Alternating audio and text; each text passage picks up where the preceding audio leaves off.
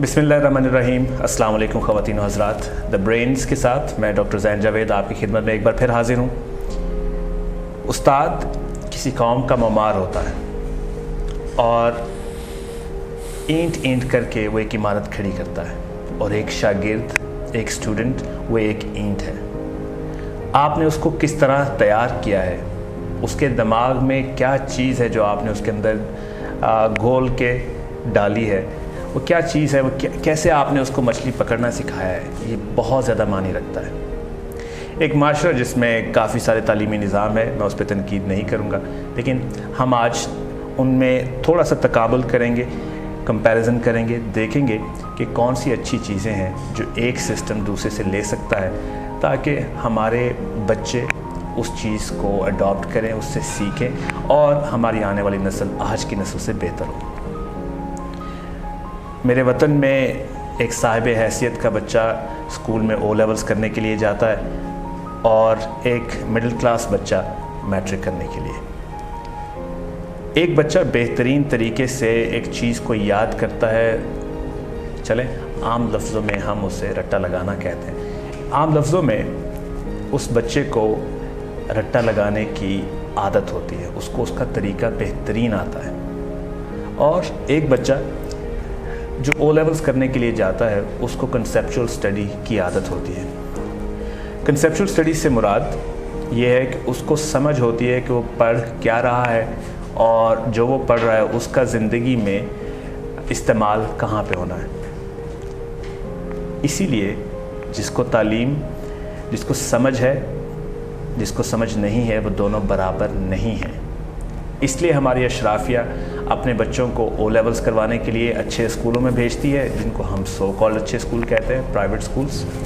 और मैं और आप अपने बच्चों को उन स्कूलों में भेजते हैं जहाँ पे हमारा बच्चा मैट्रिक करता है, एफएससी करता है और उसके बाद फिर शायद बीएससी करता है या स्कूल छोड़ देता है, तालीम छोड़ देता है। तो आज हमारे माबैन एक उस्ताद मौजूद हैं जो इस दर्द को बेहतरीन तरीके से समझते हैं, बड़ी डीपली इसके ऊपर उनकी नज़र है।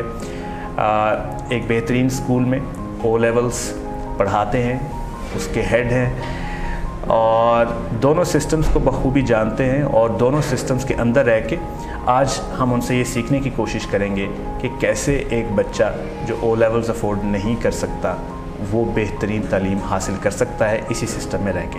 अस्सलाम वालेकुम सर। वालेकुम अस्सलाम। और सबसे पहले असद वकास खान साहब, मैं चाहूँगा कि आप अपना इंट्रोडक्शन दें लोगों को, ताकि लोग पहचान सकें, आपको जान सकें। जी, बिस्मिल्लाहिर्रहमानिर्रहीम। अस्सलाम वालेकुम सब दोस्तों को, और आपको भी सर डॉक्टर ज़ैन, आपका बहुत शुक्रिया कि आपने मुझे मदऊ किया और मुझे कुछ बात करने का मौका दिया। जी, मेरा नाम असद वकास ख़ान है और मैं शोबा तालीम से तकरीबन 15 से 16 साल से वाबस्ता हूँ, और मैं एक सियालकोट के किसी अच्छे अदारे में ओ लेवल्स के टीचर हूँ, और मैं 15 साल से मैट्रिक, एक्सट्रीम्स, ओ लेवल्स और सारे बच्चों के दीगर मामलात को देखता हूँ।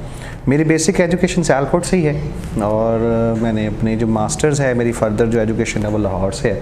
ठीक है। और मैं इन सिस्टम्स को बड़े बाखूबी समझता हूँ कि हमारा जो क्लास डिफरेंस है, हमारे जो एजुकेशनल डिफरेंस है, ये बहुत ज़्यादा बढ़ चुका है। ये प्रॉब्लम एक हमारे माशरे में बहुत ज़्यादा आ चुकी है। तो सबसे बड़ी प्रॉब्लम ये है कि जब मैं मास्टर्स के लिए लाहौर गया तो सबसे पहले हमारे पास जो वहाँ पे दोस्त आए हुए थे मुख्तलिफ़ शहरों से बीएससी करके, हमारे पास जो नॉलेज था और उनके पास जो नॉलेज था उसमें बहुत फ़र्क था। ठीक है। जो चैप्टर्स उनको पढ़ाए गए थे हमें नहीं पढ़ाए गए हुए थे, हमें सिर्फ टोटल पूरा कर दिया गया है, जी आपका सिलेबस ख़त्म है। लाहौर जाके हमें ये सबसे पहले प्रॉब्लम आया कि हमें सिलेबस क्राइटेरिया यहाँ पे पता ही नहीं था टीचर्स को। दूसरा, कुछ अरसे के बाद फाइनेंशियल इश्यूज़ हुए। मेरे वालिद साहब ने मुझे कह दिया भाई कि अब तुमने अपना बोझ खुद उठाना है। ठीक है। और बस ये स्टूडेंट, क्योंकि मैं बड़ा लाडला सा बच्चा था और मुझे वहाँ पे मेहनत करना पड़ गई, क्योंकि अब पैसे आना बंद हो गए। अब जब मैंने मेहनत की, लाहौर में खाना जो है वो 3 टाइम की बजाय 2 वक्त का कर लिया, कपड़े पहनना छोड़ दिए, चीज़ें छोड़ दी, तो मैं सर फिर चला गया मेहनत की तरफ। फिर मैंने जब देखा कि मेरे तो बहुत ज़्यादा मेहनत कर रही है, तो मेरी पहली सैलरी, पहले जो मुझे तनख्वाह मिली वो 700 रुपया लाहौर से मिली एक ट्यूशन की। तो वो 700 रुपया मैं ऐसे जेब से लगा के रखता था कि यार इसको खर्चना नहीं है, और इस तरह से बड़ा मुश्किल होता था। तो मैंने फिर जब लाहौर वापस आना सियालकोट, और फिर मैंने उधर लाहौर से नारकली से तोहफे तवाइफ लेके आना। اور چھوٹا سا کلاس ڈفرینس مجھے نظر آتا تھا کہ جو میرے ساتھ اسٹوڈنٹس تھے ان کو بہت زیادہ پیسے آ رہے ہوتے تھے, پیرنٹس ملنے آ رہے ہوتے تھے. یہاں پہ ایک بڑا خوبصورت پوائنٹ آپ نے کہا کہ جب آپ لاہور سے واپس آیا کرتے تھے تو انارکلی سے تحفے تحائف لے کے آتے تھے اپنے گھر والوں کے لیے, دوستوں کے لیے. تو ایک تحفہ دینے سے محبت بڑھتی ہے. بالکل ایسے. تو اس کے لیے ضروری نہیں ہے کہ آپ کے پاس بہت زیادہ پیسے ہوں, تحفہ کچھ بھی ہو سکتا ہے اور اس سے محبت اتنی ہی بڑھے گی. تو یہ جو آپ جس نیت سے دے رہے ہیں یہ میٹر کرتی ہے. بالکل. اور اس میں ایسا سر ہوا کہ میرے والدین بہت خوش ہوتے تھے کہ ہم اس کو سپورٹ بھی نہیں کرتے ہیں. اور پھر جب میں واپس آیا, MS سی میں نے کیا ہوا تھا, تو یہاں پہ میں نے کالج سے سٹارٹ کیا. ٹھیک ہے. کالج میں میں ICOM BCOM کو میتھس کرواتا تھا اور آئی واز ویری ینگ, بہت میں جوان سا کمزور سا بچہ تھا, اور مجھے لیکچرشپ مل گئی اور میں لیکچرار بن گیا. ٹھیک ہے. پھر میں نے دیکھا کہ وہاں گاؤں سے بچے آتے ہیں, ان کا ایجوکیشنل بیک گراؤنڈ بڑا کمزور ہوتا تھا. کیونکہ میں میتھمیٹکس کا بندہ تھا تو مجھے تھوڑا غصہ آ جاتا تھا کہ یار تمہیں یہ بیسک چیزیں نہیں آتی ہیں, تمہیں پلس مائنس نہیں آتا ہے, تمہیں کویسچن ریڈنگ نہیں آتا ہے, تمہیں چیزیں سالو کرنی نہیں آتی ہیں, تمہیں ملٹیپلیکیشن نہیں آتی ہے, ضرب نہیں آتی ہے. تو میں نے جب میں اس میں ایکسپیرینس لیتا گیا سیالکوٹ میں آ کے, تو میں نے یہ محسوس کیا کہ وہ ان کا فالٹ نہیں تھا. ان کے پیچھے جو پڑھایا ان کو گیا, جو ان کو نالج دیا گیا, جو ان کی تعلیم تھی, وہ اسی قابل تھی کہ وہ اتنا کام کر سکے. اس میں ڈفرینس تھا. پھر میں نے سوچا کہ یہ جو سسٹم ہے, پھر میں نے گورنمنٹ سسٹم میں آنے کی کوشش کی. تو گورنمنٹ سسٹم میں جب میں آنے کی کوشش کی تو میں نے دیکھا کہ وہاں پہ جو اساتذہ ہیں وہ پڑھانے کی طرف کم اور ٹیوشن سے زیادہ ہیں. اب میرا موٹو, میں کیونکہ ینگ تھا اور میں ینگ یونیورسٹیز کا اسٹوڈنٹ تھا, اور یونیورسٹی اسٹوڈنٹ آپ کو پتہ ہے پولیٹیکل بھی ہوتا ہے, انرجیٹک بھی ہوتا ہے. سر یہی پہ ایک پوائنٹ ہے کہ آپ نے کہا کہ جو بندہ ینگ ہوتا ہے اس میں ایک جذبہ ہوتا ہے, اس کے اندر ایک موٹیویشن ہوتی ہے کہ اس نے کچھ چینج لے کے آنی ہے. تو یقیناً یہ سارے لوگ جو ماشاءاللہ گورنمنٹ سسٹم میں بھی کام کرتے ہیں, کبھی یہ بھی تو ینگ ہوئے ہوں گے. جی, لیکن سر اب جو ینگ کریم آئی ہے نا گورنمنٹ میں, وہ ورکنگ بہت زیادہ دیکھنے میں آتا ہے, ان کا بڑا ڈفرینس نظر آتا ہے, ان کا نالج اچھا ہے.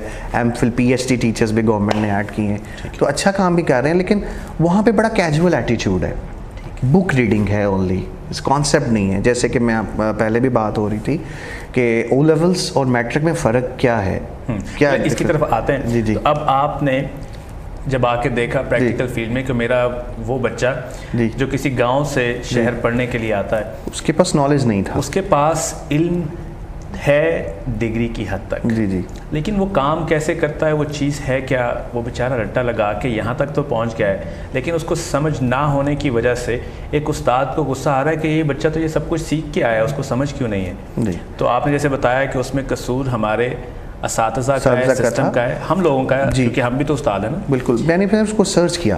ٹھیک ہے. میں تھوڑا سا اس گاؤں میں چلا گیا جہاں پہ وہ بچے رہتے تھے. تو میں ان کی مدد واقعی کرنا چاہ رہا تھا اس وقت, کیونکہ میں خان ہوں, تو میں نے سمجھا میں عامر خان کی طرح جاتا ہوں, پروفیشنسٹ بنتا ہوں. تو میں ان کے گاؤں گیا تو میں نے دیکھا ان کا انوائرمنٹ ہی نہیں تھا لرننگ, اور گاؤں کے جو ٹیچرس تھے وہ ٹیچر صبح اسکول میں پڑھا رہے ہیں. اس بات سے میں آپ کی ڈس ایگری کروں گا. جی معذرت کے ساتھ. کیونکہ میں خود, میرے دادا زمیندار تھے اور فزیکلی خود زمین میں کام کرتے تھے, میں نے خود یہ کام کر کے دیکھا ہے. تو ہم تو ساری عمر سیکھنے پہ ہی رہتے ہیں. ہم تو جب گاؤں میں ہمارا بچہ, چھوٹا سا بچہ میرے گاؤں میں, جب وہ اتنا ہو جاتا ہے کہ اس کو بات کی سمجھ آنے لگ جاتی ہے, تو وہ تو اپنے بڑے کی بات بڑے غور سے سنتا ہے, بیٹھ کے دیکھتا ہے, سوال کرتا ہے, سیکھتا ہے, اور پھر باپ کے ساتھ جا کے کھیتی باڑی کرتا ہے. جی, اس کو وہ کام آتا ہے. بالکل. اگر یہ اور بات ہے کہ استاد نے مجھے سکھایا ہی نہیں, جی, میں نے تو کوشش کی, میں تو اپنے گاؤں میں اگر جا کے دیکھوں تو میرے گاؤں میں بچے ٹاٹ پہ بیٹھے استاد کی ٹانگیں تک دباتے ہیں. جی, وہ تو سیکھنا چاہتے ہیں, شاید سکھانے والے میں کوئی کمی رہ گئی. سر میں ایک ایگزامپل, ابھی جیو پہ ایک انٹرویو آیا ہوا تھا. جی, ایک پائپ فٹر CSS کر کے, پائپ فٹر تھا, اور اس نے کوالیفائی کیا, اور اس کی سٹوری سن رہے تھے. اس نے کہا ایک گھر میں پائپ فٹنگ کرنے گیا, اس کی ماں ایک اسکول میں پرنسپل تھی بچے کی, تو وہ اس کو بہت پڑھا رہی تھی. ٹھیک. تو میں نے ماسٹرس کے پیپر, میں نے BA کیا ہوا تھا, تو میں نے دیکھا کہ اگر یہ ماں اتنے اچھے طریقے سے اس کو پڑھا سکتی ہے, تو میری ماں نے بھی تو میرے پہ محنت کی ہے, میں نے مجھے گریجویشن کرائی ہے, تو میں اس کو پے آف, یہ پلمبرنگ میں کر رہا ہوں, تو میں اس کو پے آف کیسے کروں. کہتے ہیں میں نے CSS کی تیاری شروع کی, اور وہ ساہیوال سے تھا بچہ, اور مجھے اگر غلط نام ان کا مجھے نہیں یاد آ رہا, تو اس نے CSS کے دن رات محنت کی, اور اپنے ٹیوٹرز جو ان کے ٹیچرز تھے ان سے کانٹیکٹ کیا کہ سر میری تھوڑی ہیلپ کریں, اور وہ ٹیچرز اچھے بھی تھے. تو انہوں نے اس کی ہیلپ کیا, وہ CSS کلیئر کر کے اب ماشاء اللہ ایک پوزیشن میں ہے.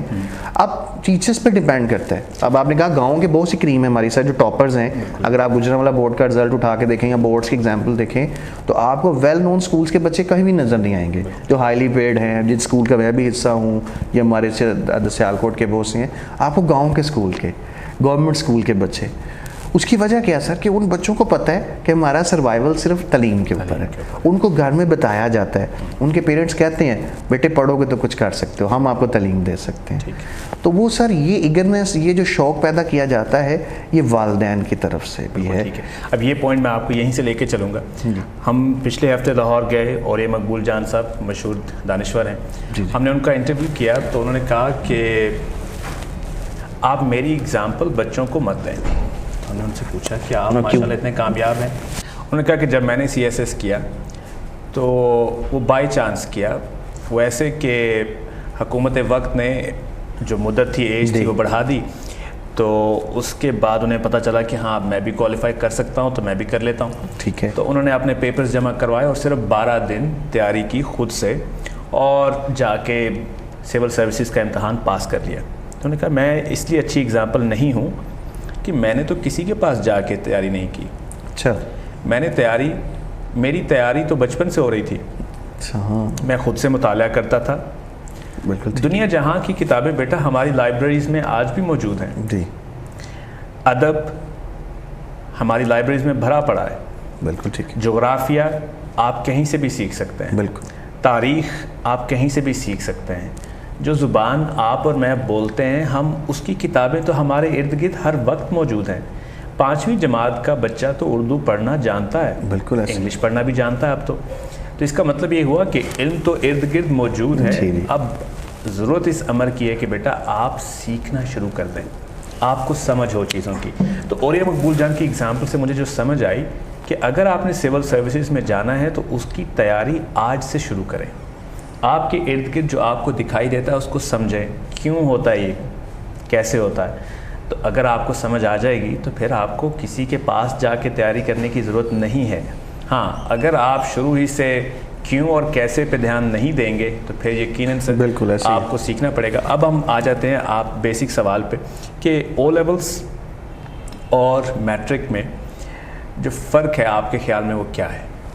سر شروع میں ہی آپ نے بتا دیا کہ او لیولس اور میٹرک میں بیسک ڈفرینس ہے رٹے کیا, کریمنگ. او لیولس کا پیپر ٹوٹلی کانسیپٹ بیسڈ آتا ہے. سر کانسیپٹ بیس سے آپ کی کیا مراد؟ مثلا کہ اس کی بنیادی جو چیزیں آپ سے پوچھی جاتی ہیں کہ جیسے کہ ایگزامپل لکھا ہے زمین گول ہے. ٹھیک ہے. زمین گول کیوں ہے, وہ کویشچن پوچھ لیتا ہے کہ زمین کیوں گول ہے. تو بیٹا آپ نے دیکھا کہ پہلا سوال کیا ہو گیا, کیوں. تو یہ کیوں اگر آپ نے خود ہی سمجھ لیا ہوتا تو آپ اس پیپر میں پرچے میں پاس ہو جاتے. جی. اب لیکن اگر آپ میٹرک میں آ جائیں تو بتایا جاتا ہے کہ وہ کیا جاتا ہے زمین گول ہے, اس کی وجہ یہ ہے کہ اس نے 360 ڈگری پہ گھومنا ہے. اس کے پاس آنسر پہلے ہی اس کو پتہ ہے, اس بچے کو مشکل ہی نہیں آتی. اب پیپر میں کہہ دیا جاتا ہے جی کہ پہلے 5 چیپٹر تیار کر لو میٹرک میں تو تم پاس ہو. جی سر, اگر میں آپ سے یہی سوال پوچھوں کہ یہ جو میری میٹرک کی کتاب ہے کسی بھی سبجیکٹ کی, فزکس کی ہو جائے, میتھمیٹکس کی ہو, انگلش کی ہو, کیا اس میں میرے سیکھنے کے لیے علم موجود نہیں ہے؟ سر علم بالکل موجود ہے اور اب تو بکس بھی اپڈیٹ ہوئی ہیں. لیکن جب ہم لوگ, آپ نے پڑھی, میں نے پڑھی, مسٹر چپس دیکھیے کب سے کب چل رہا ہے. میتھمیٹکس کا وہی چیزیں آ رہی ہیں بار بار. سیٹس تو ختم ہی نہیں ہو رہے. سیٹس کا جو کانسیپٹ بہت تھوڑا رہ گیا پوری دنیا میں انٹرنیشنل, لیکن ہمارے پاس یہاں پہ 7 ایکسرسائزز ہیں جس کا کوئی مقصد نظر نہیں آتا. ایک ایکسرسائز میں پورا کام ہو جاتا ہے. ٹھیک ہے. اب ہمارے سلیبس کا جو ڈیزائن کیا گیا ہے سر, وہ کیا گیا نمبرز کے لیے کہ ہمارا بچے کو آسانی دے دی جائے, ہمارا بچہ اس پر نمبر لے لے اور واہ واہ لے لے. ہمارے بچے 7 چیپٹر تیار کرتے ہیں, 8 کرتے ہیں, اس میں سے 60 میں سے 55 58 نمبر رٹا وٹا لگایا ہوتا ہے, وہ سب کچھ ذہن میں بٹھایا ہوتا ہے, نمبر لے لیے. اب او لیول کا پیپر کیسے آتا ہے سر؟ 2 ٹائپس کا آتا ہے. اب انگلش نے کیا کیا کہ انگلش لوگوں نے کیا کیا کہ اپنے بچے کو 2 طرح سے ٹیسٹ کیا. اس نے کہا کہ اس کو MCQs دو, شارٹ ورژن پیپر یعنی کہ چھوٹے وقت کا پیپر, اس کو جلدی سے فیصلہ کرنا ہے بھی اس کے کون سا آنسر ہے, کون سا ہے, 40 منٹ, 45 منٹ, 50 منٹ. دوسرا اس نے پیپر بنا دیا کریٹو سے مراد کہ وہ اس کو سوچنا ہے کہ اس چیز کا مطلب کیا ہے, یعنی کہ زمین گول کیوں ہے. جیسے ہم نے پہلے بات کی, ہم نے ٹرائنگل ہے, اس کے بیس اور ہائٹ یعنی کہ اس کی ٹرائنگل کون سی شیپ ہے جس کو ہم تنکون کہتے ہیں جو اس کو کہتے ہیں. اگر ہمیں کہہ دیا جائے کہ جی پاکستان میں نصرت بھٹو کا دور کون سا تھا, اب وہ انگلش کو ضرورت نہیں ہے. انگلش صرف چاہتا ہے کہ میرے بچے کا میتھس یعنی حساب, سائنسز کے جو کانسیپٹ ہیں, سائنس مضامین کے, اور وہ نالج جو اس کی پریکٹیکل لائف میں اس کو مدد دے, اس کے آنے والی زندگی میں چلے. اب وہ نمبر پہ نہیں ڈیپینڈ کرتا. آپ دیکھیں گے او لیول میں گریڈنگز ہیں.